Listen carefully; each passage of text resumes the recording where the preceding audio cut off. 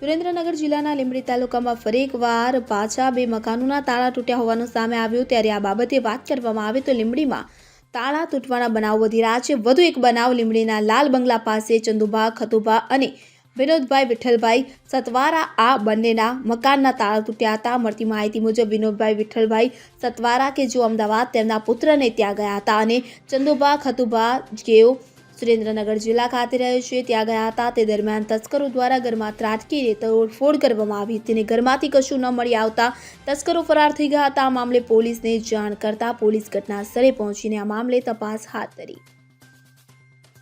અલ્પેશ વાઢેર સાથે CN24 news. હવે જુઓ દેશ દુનિયાની તમામ ખબરો તમારી આંગળીના ટેરવે।